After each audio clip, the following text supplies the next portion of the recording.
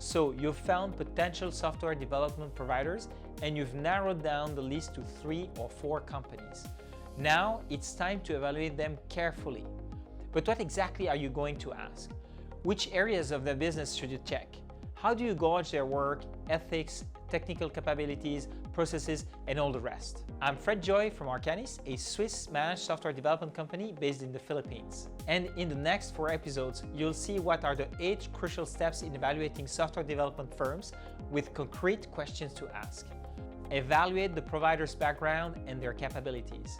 Now, let's start with the first 2. Research the provider's background and evaluate their capabilities. Step 1. Research the company's background. First off, the most basic information you want to find out are how long has the company been running and who's behind it. Mutual trust plays a huge role in the success of any outsourcing partnership. So I encourage you to learn as much as you can about their expertise, management style, and company ownership. After all, we know that the values and experiences of the founders radiate throughout the whole business, right? And if the company is run by the same people who founded it, say 10 years down the road, then you add points for that. It shows the level of commitment that the founders have for the business that they have created. Next, try to get a sense of your shared value, if there is a match between your needs and the provider's experience, and if their long-term goals are compatible with yours. For this, there's nothing better than an on-site visit to their offices if you can. An actual visit gives you a more hands-on approach. You get to observe them yourself rather than just rely on what you read about them. A meeting with the management and maybe some of the employees will also give you a feel of how things work. And if you get the chance, attend an internal meeting. That would be an even better way to discover more about the capabilities, and you get to observe the various roles in the team at work. Now, researching the provider's background also includes researching their clients. Ask who their clients are and where you can find testimonials. As your discussions progress, you might even want to get in touch with 1 or 2 of their existing clients. You can do this at their office or through a video chat. Not only will this provide useful feedback about the client's experience, but this may also give you tips about the beginning of the relationship and maybe also how to manage a long-term collaboration with the provider. Last but not least, as much as you want to know about the potential provider, also make sure that they understand who you are and what you need.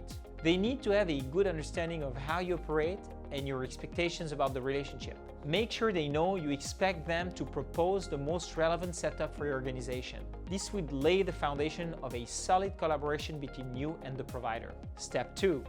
Evaluate the company's capabilities. The second area to assess is the provider's capabilities. But before you do that, it's very important that you know your own strengths and weaknesses. This is so you are aware of the specific skills gap you need the provider to fill. The 4 types of capabilities you need to look into are primary skills and technologies. It's important to make sure that the provider has all the technical capabilities you're looking for. Hiring experts with just the right skills for a specific project is not that easy. Also, having senior engineers who can guide and train the development team can be an important plus. After all, maintaining a pool of developers who are experts in a certain technology requires some work.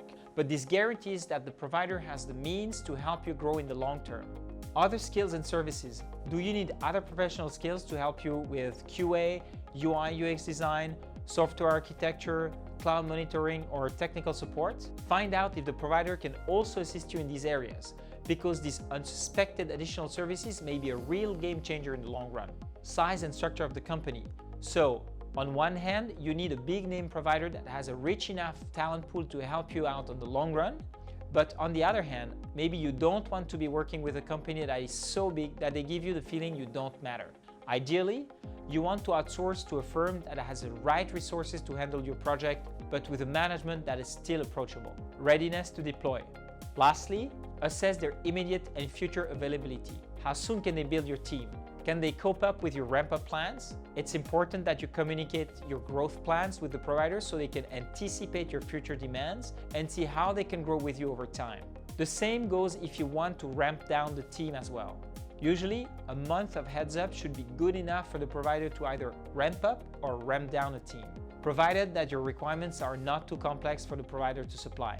That's all for this episode. There are still 5 other key areas in evaluating a software development company that I want to share with you, including things you don't always suspect, like company culture, and security aspects, among others. So stay tuned for the next videos.